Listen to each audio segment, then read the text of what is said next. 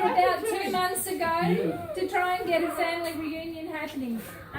We've been talking about it for about 10 years now, and we had a little reunion a little while ago, which was my 50th, which was, I had to say, 7 years ago.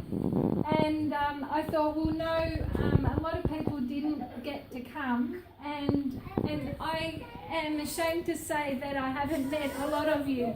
And that's why I wanted to have a reunion, because as you can see, we're all tarred with the same brush.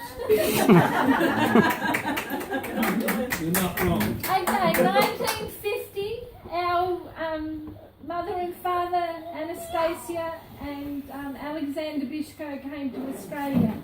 I know that they came on the Flying Tiger. They were one of the first immigrants that came from Germany. They waited for 5 years in Germany, and Tony, you correct me because you know this more than I do. This is the history that I know. One day, as we travelled in the car, I took Mum and we went to Melbourne, and I said to Mum, you've got to tell me your history, because when you go, I won't know. And so for the 3-4 hour trip, she told me that they walked across Russia with a cart, a horse and cart, and they finally got to Germany. I know that Dad worked as a mailman doing deliveries, and they sold their horse eventually. To pay for me. All tried. So Luba and Yari were born in Germany at a place called, come on Luba? Oberhagen. And they lived in Germany waiting to get their immigration status. From what I was told, they could have gone to Canada, they could have gone to America, but Dad wanted to go as far away from communism and Russia to keep his family safe, so they chose Australia. They landed... Can I have a little correction there? Alright, go on. The only reason Dad chose to come up here because all the family come with him. Okay. Because if you went to Canada or anywhere else, he had to go himself there, and after 3 years sponsor the family here. Okay, alright, that's something I didn't know. So the family that came was Volodya, which we all called Joe, and we have Victor and Wally here today, who's a Volodya Junior.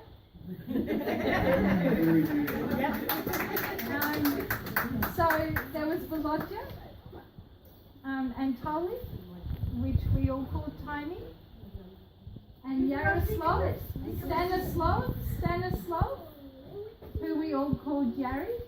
You know why he got 2 names? Why? Because Mum wanted one name and it wasn't Christian, so she had to call it, so they called him 2 Christian names, so they could baptize him. And I'd like to add to that, the Ukraine family that I met in Kiev, their eldest son is Yaroslav Stanislav as well. Oh, okay. So you've got another. Okay. And Luba. So Luba and Yari were both born in Oberhagen.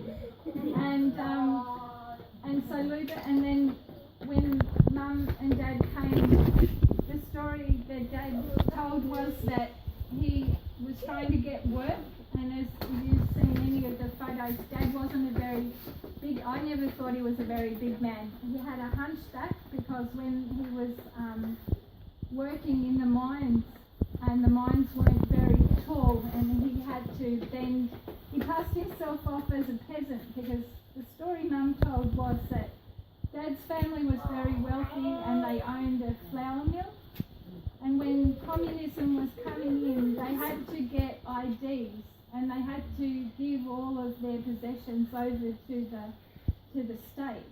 And because Dad's family was wealthy, they were one of the last to hand over their possessions.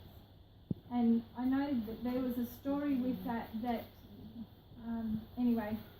So Mum told me that Dad was running them from the authorities because they hadn't handed over everything to begin with. So he was a wanted man because he didn't relinquish everything.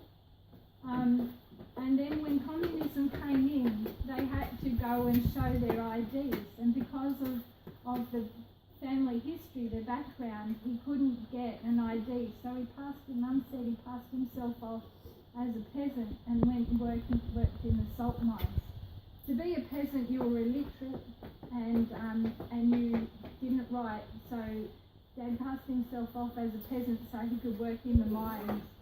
But then when they came back from the mines, Mum said there was no radio, there was no television, there was no communication, and they thought that they were coming back to the family back to Moscow, and they ended up being 5 kilometres from the front. And that was, Mum said they had no idea that they were that close, and I think it was around that time, and someone can correct me, that somehow Mum stood on a landmine and shrapnel went into her leg. There were no hospitals. No, can I interrupt there? No, Mum actually told me that she was outside attending a plot of ground, because in those days you had to grow your own vegetables and food and everything, and it was curfew time, meaning that you weren't allowed outside while you know, because you weren't, it's curfew, you had to be inside. And they found her in the garden and they shot her. Ah. And I think it wasn't, and if I did copy off, I went to the archives in Canberra. Can I correct that?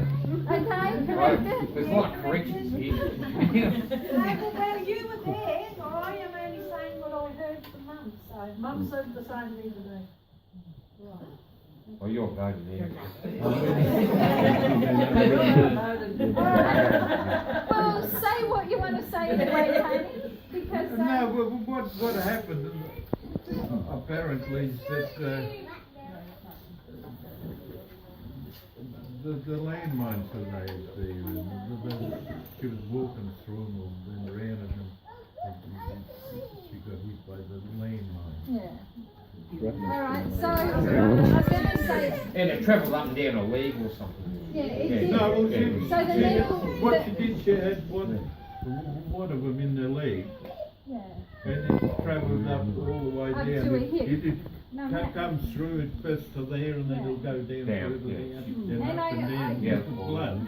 yeah, I several years ago, Ross and I went to the archives in Canberra, and I got Mum and Dad's transfer papers, which I gather must have been a very big document that they cut into just pages, and I copied them all off and I did give them to each family head.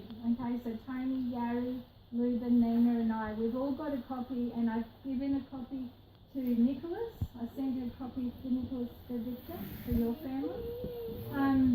And so Nick has them, but on those documents it has, like, it just gives dates and times, whether Mum and Dad fabricated some of those dates, but it has like where Dad worked, where he went, how they got to Germany.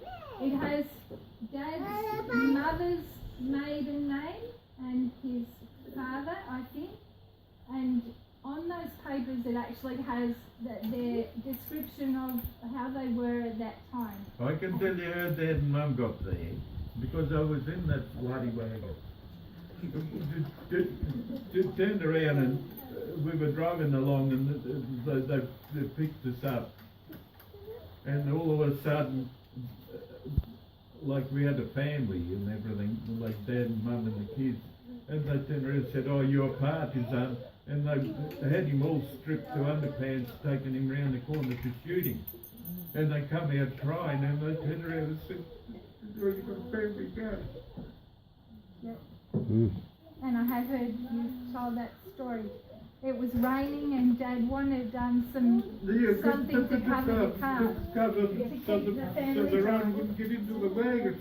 Okay, so it's I think it's a fabulous testament to our I family. wish I wouldn't do this on Sunday, Clyde. You're all No, right. but I was going to say, yeah, I was going to say we stop when I start howling, okay? Anyway,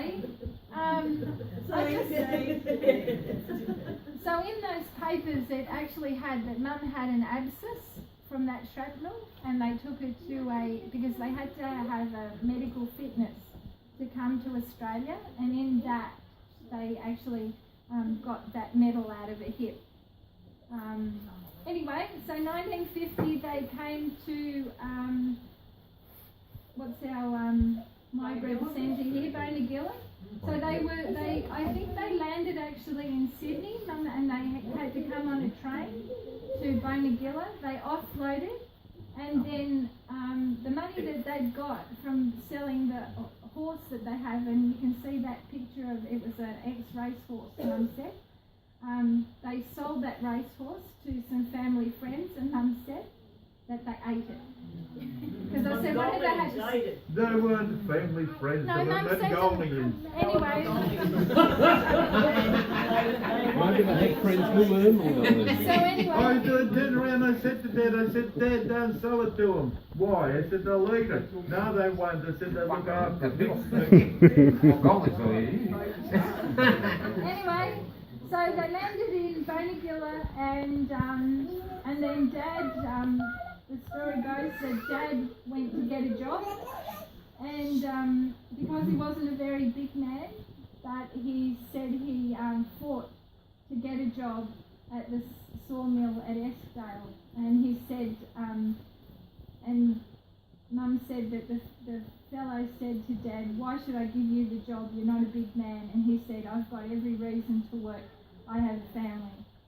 And he got the job over this other big strapping guy. So Mum and Dad moved here to Eskdale, and they lived in, and there were tiny little cabins, and I was lucky enough when I was a young person to, there was still a family friend, Dusan Zudovic's family lived in these little cabins, and right next door apparently was the cabin that Mum and Dad had first come to. Now I kid you not, the cabins were only as big as, from that divide to the wall there, just past one window, that's how big the cabin was.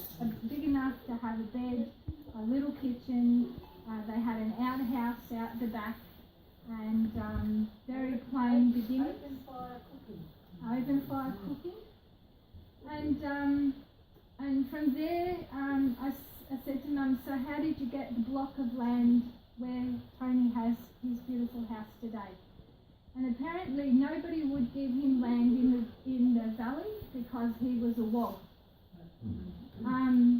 They wouldn't give him any land, and it was just the Swasbricks. Eventually Dad actually convinced Mr. Swasbrick to allow him to purchase that little block that we've got there. So hence the beginning of the Bytschkow family. We are here today because of the strength of character of our parents and the good things, and maybe sometimes not the good things that they carried on. But we're a family all the same, and we came and we're loved with a bloody name, Bytschkow. Look at the damage. Listen, that's not how you pronounce it. Okay, so set us straight. It's Bytschkow. Bytschkow. And it's spelled how? But That's the question, it's always are. Yeah, but it's a German spelling. okay, Wendy. Okay. And then we found out that Mum's mother was married to a man who Dad is the son of, and he passed away. And so Dad's mother remarried Mr. Bytschkow, or Bytschkova, or Bytschkow, however you want to say it. So we may be the family of somebody else.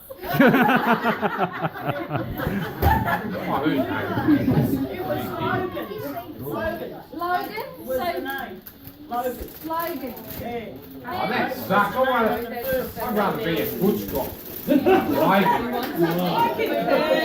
It's different, it's original.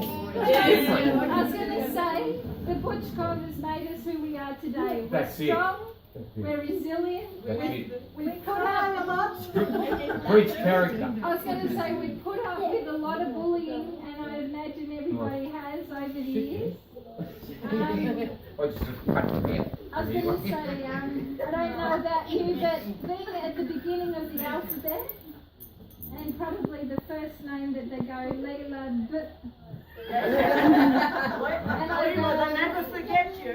I go, here, it's Bytschkow, but don't worry about it. It's, so, and then when I became nurse, but I'd say it's Leela, Bytschkow, Nurse Bytschkow. And then I married Ross, so I guess it means I'm starting from the youngest to the oldest. So I married Ross, the gentleman there with glasses. Okay, I had 3 children, so Mum had me. I was going to say, Mum had me when she was 43, so my story is she had me when she was 43. She never thought she was going to have another child. We blame her. We blame her. They didn't have television. Yeah, so You're only 2 years older than me too. yeah. Can I interrupt there? What? Well, what do you call The curse continues. when Mum was pregnant, right? Yep. And she thought that the end of the world come because she was fairly old. Yep. And after she had you, she said the best thing that ever happened. Yeah. I was going to say, It's about his voice. so I was the little But sis. she didn't know, look, she said all the other ones are pissed off and it was still something to do. I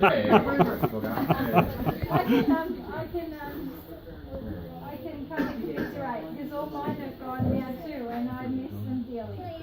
So Mine's still later, Ross and I had 3 children. I've got 2 sons and a daughter. Sarah's here with us today. Our eldest Brendan is a IT fellow, works at Sydney Uni. My very accomplished daughter here, Sarah's a paramedic, and she works at Blaney between both of us. And our youngest Jared is a qualified builder, but now going to go and do nursing. So, yeah. They're going to earn big bucks.